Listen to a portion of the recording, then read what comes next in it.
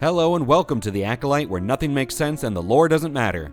The Acolyte is kinda like a game show, but one where everyone loses, except YouTubers. It was kind of an experience, to be perfectly honest.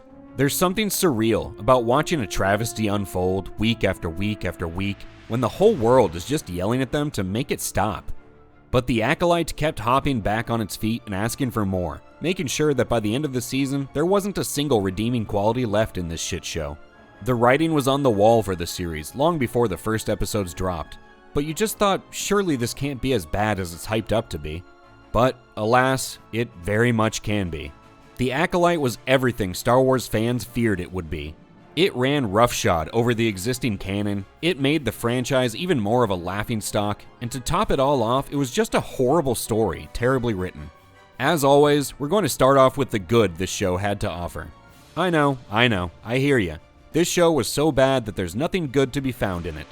But we're always fair here at HateWatchers, and don't worry, this section is going to be embarrassingly short.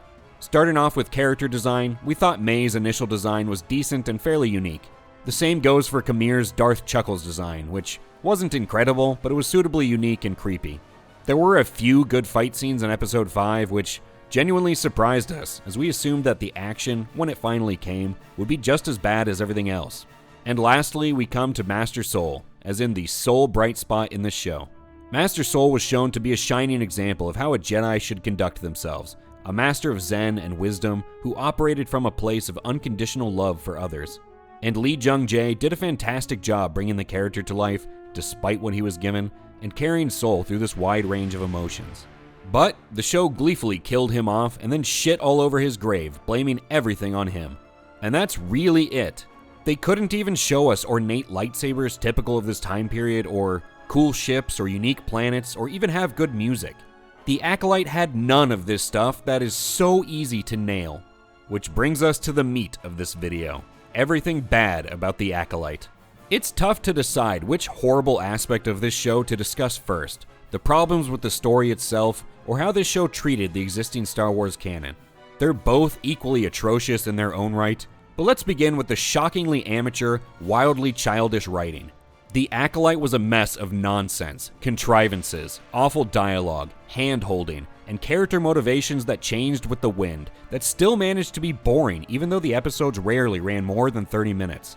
All of the central characters repeatedly did things that made no sense, and their motivations and even their personalities inexplicably wavered, sometimes from scene to scene. May had more flip-flops than a beach on the 4th of July. She was resolved to be a dark side acolyte, then decided to turn herself into the Jedi, but then proceeded to violently fight off all the people she could have surrendered to, all in the course of 2 episodes. She killed 2 Jedi, changed her mind when she discovered her sister was alive, and then went right back to trying to kill Jedi without explanation. Even at the very end, we have no idea what she wants. At first, she wants to bring Master Soul in to face justice, but then she does nothing to keep Osha from murdering him in cold blood. Osha committed to bringing her sister in, then gave that up for no reason, was pulled back in to do it anyway, and then fell to the dark side in the span of an afternoon.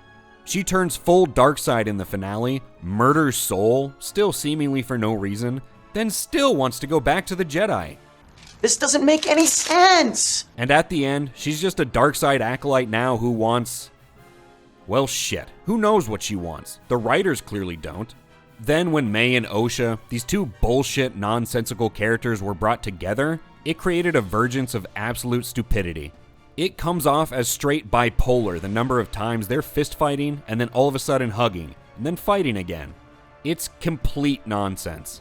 Even the Jedi are totally out of character, seemingly doing everything they can to avoid reporting the existence of this dark side master to the Council.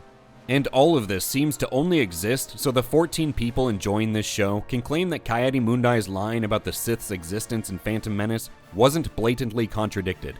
A Darksider, wielding a red lightsaber, massacring Jedi, at a time when the Sith have been believed extinct for 923 years, is not something Master Soul or any Jedi would put off reporting. Hell, even Darth Chuckles' actions don't make any sense. Why would he even risk revealing his existence to the Jedi? Kamir in episode 6 is shown to be a fairly pragmatic person, even if his goals are evil. We clearly see that he's not the type of person who would give up his secrecy so easily and for so little. None of the major characters in this show act in a consistent or logical manner, and yet the creators expect us to get invested in their stories. And in the end, what characters are left for the audience to connect with or root for? The hopes of having a singular redeeming character died with Master Soul, who died for doing the right thing. What are we supposed to take away from that? We're left with a bunch of dipshits that no one likes, that aren't interesting, and whose actions simply don't make sense. And when the characters weren't doing nonsense, they were often speaking nonsense. There were so many cringy lines in this show that the Acolyte is a shoo-in for the 2024 HateWatchers Award for crappiest dialogue. Can't believe my sister's Jedi scum.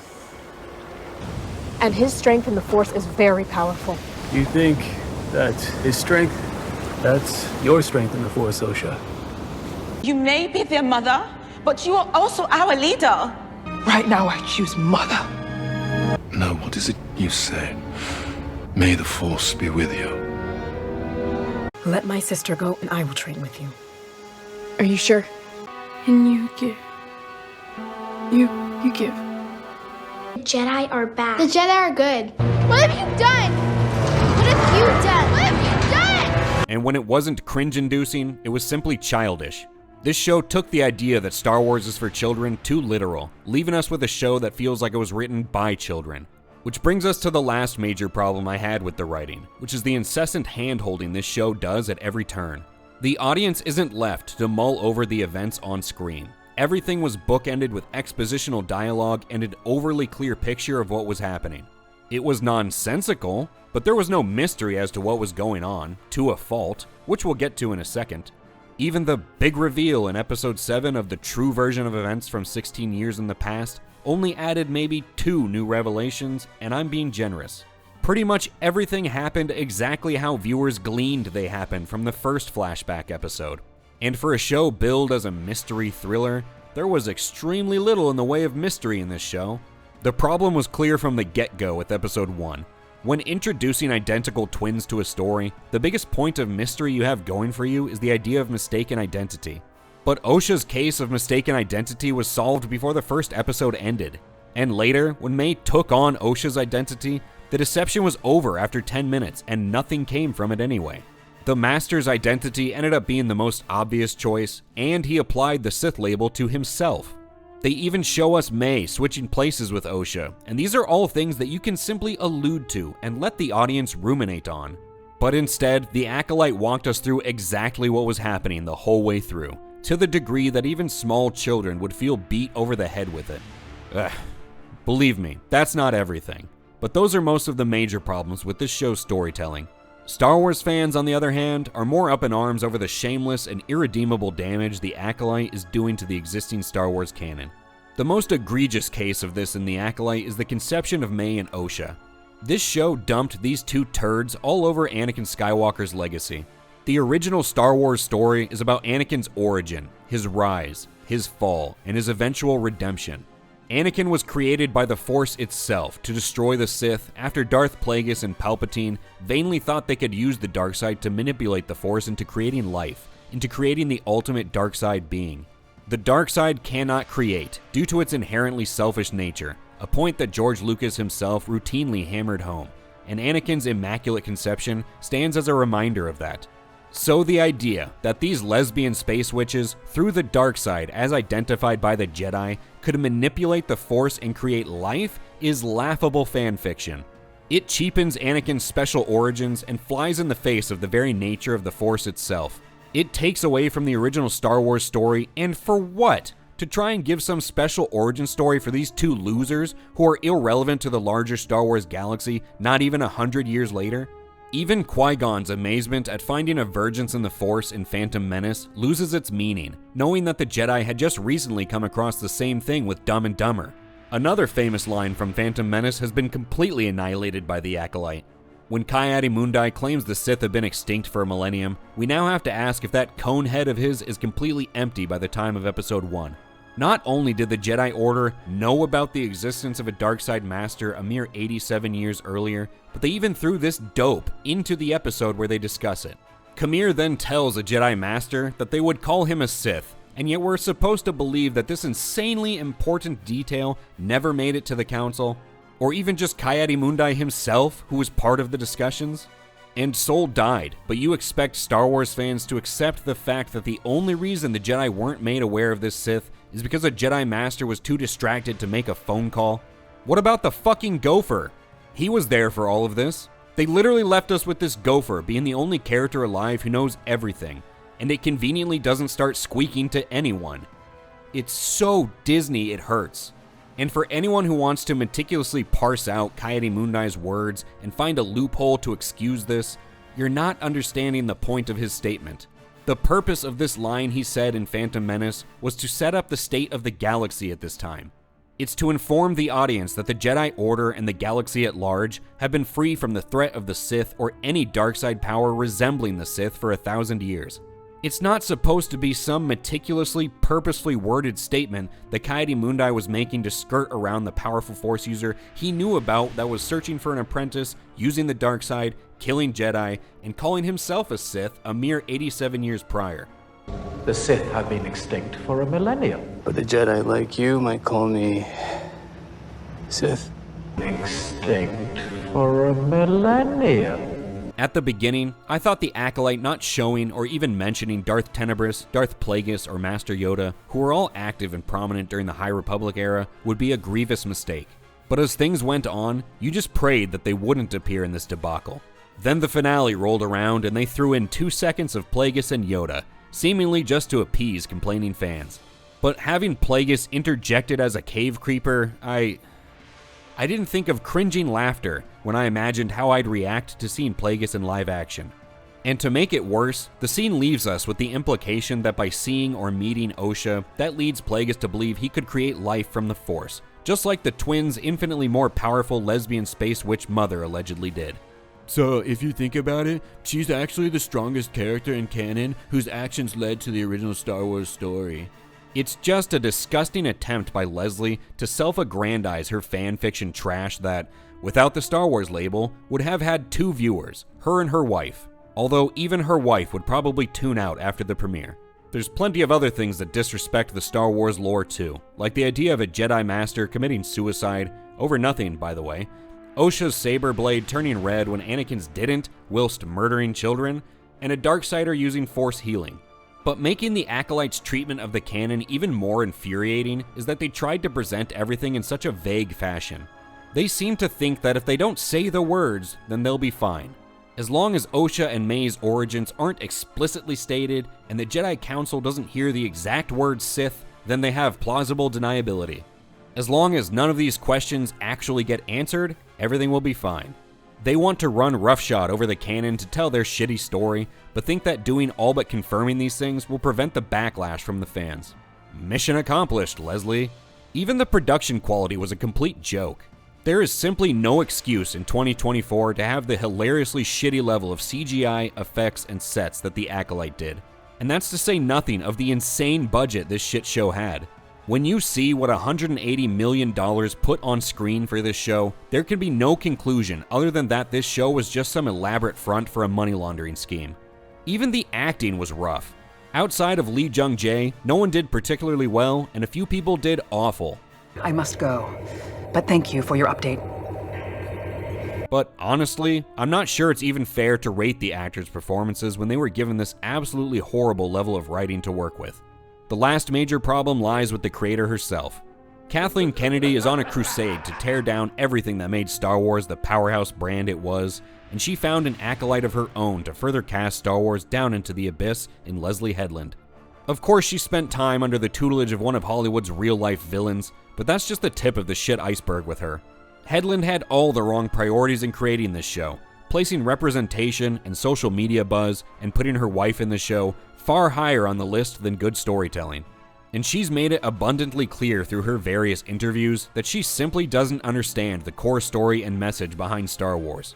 You can't make the Jedi as a whole look bad. You can't justify the Sith's existence. This is the very easy core idea behind Star Wars. Whether this is all a willful ignorance on her part or a malicious case of purposeful destruction is up for debate, and it's probably a heavy mix of both. She doesn't understand the Jedi or the Force, and she should be nowhere near the helm of a Star Wars show. But While the average person may be left with bewilderment as to how Headland ended up in this position, anyone who's familiar with Kathleen Kennedy's time at the head of Lucasfilm is sadly unsurprised. This was the first live-action adventure into the High Republic era for Star Wars, and it simply couldn't have gone worse. Disney's first real creation of their own in the Star Wars timeline, the High Republic era was marred from the beginning when they stupidly made public this image of a storyboard wish list for the story set in this time. And fans immediately, and correctly, identified the ideas on this board as everything wrong with Disney's approach to Star Wars. The Acolyte, of course, was built on these ideas. So many of the elements of the Acolyte came straight off this board. The High Republic era was already sputtering out of the gate with mediocre book releases, and if common sense drove the decision-making at Lucasfilm, which it clearly doesn't, the Acolyte would be the final nail in this era's coffin. The Acolyte just doesn't have a point. It doesn't present an interesting or thought-provoking story set in the Star Wars universe that delivers a meaningful message or expands on the classic lessons and ideas of previous stories. It didn't even paint the Jedi in a new or negative light as the creator intended.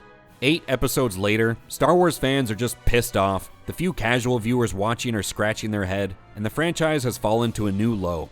Not even the endless deluge of articles from paid shills attacking the fans and trying to gaslight by defending the show on the basis of the canon that they don't even get right could save the Acolyte from being dunked on nonstop. This show's scores are pretty damn low, but they could be lower. It's getting a 16 from the audience on Rotten Tomatoes and a 3.9 on Metacritic. And these opinions are pretty well displayed in the viewership numbers. The Acolyte stumbled out of the gates with its viewership only surpassing that of Andor amongst other Star Wars shows, and it only got worse from there. The show was seeing over 30% viewership drop-offs week over week, and it fell off streaming charts before the season was even over. There are a few different companies doing viewership data now with differing approaches and numbers, but they all tell the same story. Coverage of the Acolyte on this site, however, got infinitely more views than the show itself, which warms my heart. As for how we're rating the Acolyte, it gets a 1, a default rating because they at least managed to put out a show, and creating 8 episodes of this crap without ending up in an insane asylum earns you a participation trophy, you fucking losers. Although with a show like this, where almost nothing looked professionally made, it feels wrong to even dignify this fanfiction nonsense with a rating.